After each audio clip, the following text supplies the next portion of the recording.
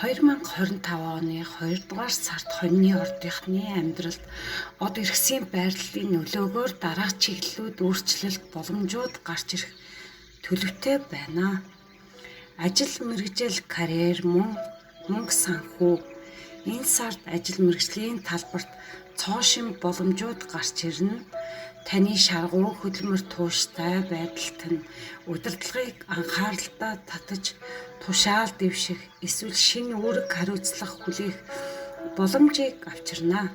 Санхүүгийн хувьд орлого нэмэгдэх хандлагатай байгаач томоохон хөрөнгө оруулалт хийхээсээ өмнө сайтар бодож эрсдлээ үнэлэх нь зүйтэй.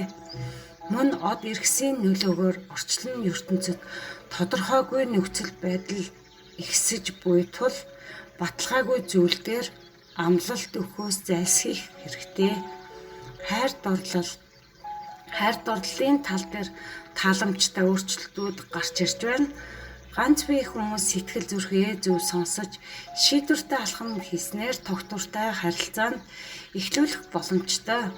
Гэр бүлтэй хүмүүс харилцаагаа илүү бат бөг халуун дулаан болгохын тулд хамтдаа цагийг өнгөрөөж харилцан ойлголцлыг нэмэгдүүлэхийг хичээгээрэй.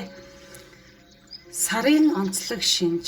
Энэ сард өөрийгөө хөгжүүлэх, шинэ ур чадвар эзэмшихэд анхаарах нь зүйтэй. Мөн эрүүл мэндэд анхаарч буруу зуршлаасаа татгалзах нь чухлаа.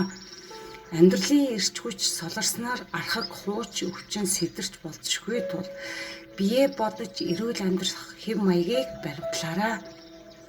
Эдгээрийг анхаарч од эрхсийн нөлөөгөөр гарч буй боломжуудыг ашиглан 2025 оны 2-р сарыг амжилттай аз жаргалтай өнгөрүүлээрэй. Баярлалаа.